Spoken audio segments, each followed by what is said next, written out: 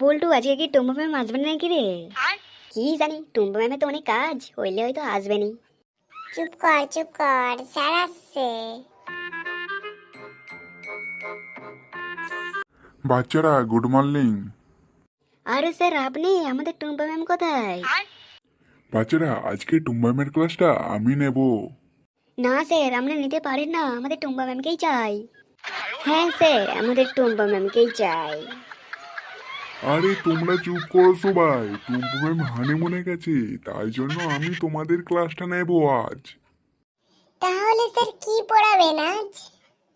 আজকে আমি তোমাদের কিছু পড়াবো না, আজকে শুধু গল্পের প্রতিযোগিতা হবে। ঠিক আছে স্যার, ঠিক আছে। দেখবো আজকে কে কে গল্পের প্রতিযোগিতায় জিততে পারে। স্যার তাহলে আমি আগেই বলি। স্যার একটু হাসির গল্প বলছি। এক ভদ্রলোকের 5 ছেলে। বড় ছেলের নাম ভাঙা, মেজ ছেলের নাম বাসি, সেজ ছেলের নাম পোচা, তারপরেরটার নাম মুত এবং ছোট ছেলেটার নাম পাংচার। একদিন ওদের বাড়িতে এক অতিথি এসেছেন। বাবা, আপনি এসেছেন? বসেন বসেন, ভাঙা চেয়ারটা নিয়ে আয়। অতিথি: না না, আমি বসবো না। বাবা: আরে বসুন, কয়টা ভাত তো খেয়ে যাবেন, বাসি ভাত নিয়ে আয়। অতিথি: না না, জাস্ট খেয়েই এসেছি। বাবা: কিছু খাবেন না? তা হয় না, পোচা দই নিয়ে আয়। অতিথি: না না, দই খেলে আমার ঠান্ডা লেগে যায়, প্লিজ আমি খাবো না। বাবা: তা কি হয়, কিছু না হোক অন্তত এক গ্লাস জল তো খান, ওরে মুতে জল তো দে। অতিথি: আপনি থামুন মশাই। বাবা: ইস, আপনি কিছু খেলেন না, আমার ভালো লাগছে না। অতিথি: আমি চললাম, পরে আসবো। তারপরে কি হলো? তারপরে স্যার, বাবা বলছেন, আপনি হেঁটে এসেছেন, আপনাকে কিন্তু আমি হেঁটে যেতে দেব না।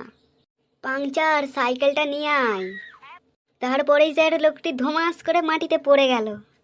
স্যার, আমার গল্পটি কেমন লাগলো?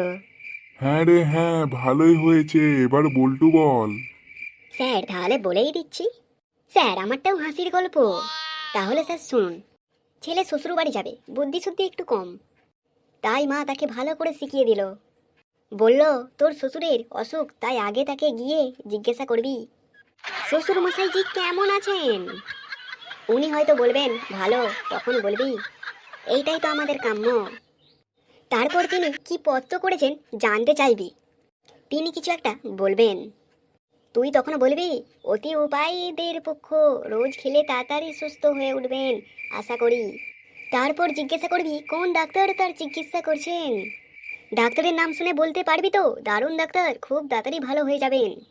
আর হ্যাঁ, সব সময় হাসি হাসি মুখ করে থাকবি, কেমন? মা ন্যাংটা ছেলে ঘর নুয়ে বেরিয়ে পড়লা, শ্বশুর মশাই রোগে জ্বালাই বিছানায় শুয়ে ছটফট করছেন। জামাই ঘরে ঢুকে হাসতে হাসতে জিজ্ঞাসা করলো, কেমন আছেন বাবা? শ্বশুর: আর বাঁচার ইচ্ছা নেই, এবার মরলেই বাঁচি। জামাই: এটাই তো আমাদের কাম্য, তা কি পত্র করেছেন এখন আপনি?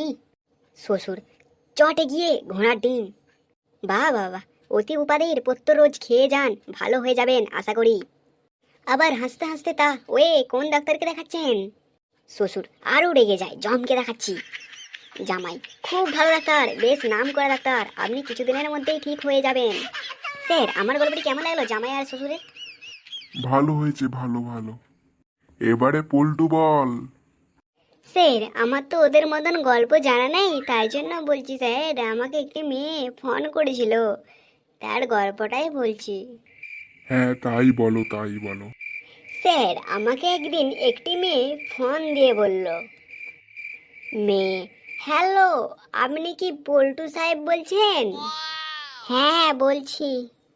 মেয়ে: আপনার সঙ্গে যত তাড়াতাড়ি সম্ভব আমি দেখা করতে চাই, কিছু কথা বলার আছে। স্যার আমি বললাম, ও তাই নাকি, তো কি ব্যাপারে জানতে পারি? মেয়ে: কারণ আমার ছেলের মধ্যে একজন পিতা হলেন আপনি। স্যার আমি বললাম, ও মাই গড, তুমি মানিজা বলছো নাকি? মেয়ে: না, মানিজা কে? তাহলে সাকিনা। মেয়ে: না না, আমি কেউ না। তাহলে তুমি সাইরা। মেয়ে: তা কেন হব? তবে তুমি আলতা ভানু মেয়ে বলছেন, প্রশ্ন ওঠে না। তাহলে কে আপনি? ধুর, কিছু মনে পড়ছে না। আপনি হয়তো ভুল নাম্বারে ফোন করেছেন। এই কয়েকজন ছাড়া কেউ আমার বাচ্চার মা হতে পারে না, কারণ আমার চরিত্র অতটা খারাপ নয়, বুঝলেন? মেয়ে, আপনাকে গুরুত্বপূর্ণ কথা বলার জন্য ফোন করলাম, আর এইগুলোর মাঝে একটাও আমি নই। আর আপনি কিনা আপনার চরিত্র নিয়ে টানাটানি করছেন। তাহলে কে তুমি? মেয়ে, আমি আপনার ছেলের ক্লাস টিচার, আপনাকে স্কুলে আসতে বলছি। তারপরে স্যার কথা বলতে বলতে ফোনটা সুইচ অফ হয়ে গেছিল, আর কথা বলতে পারেনি। বাহ বাহ বাহ, তোমরা ভালোই সব গল্প শিখেছো, সব জেনেছো, ভালো। বন্ধুরা, আমাদের মধ্যে কার গল্পটি সবচেয়ে ভালো হয়েছে তা কমেন্ট করে জানাবেন। আর যদি ভালো হয়ে থাকে একটি লাইক করবেন।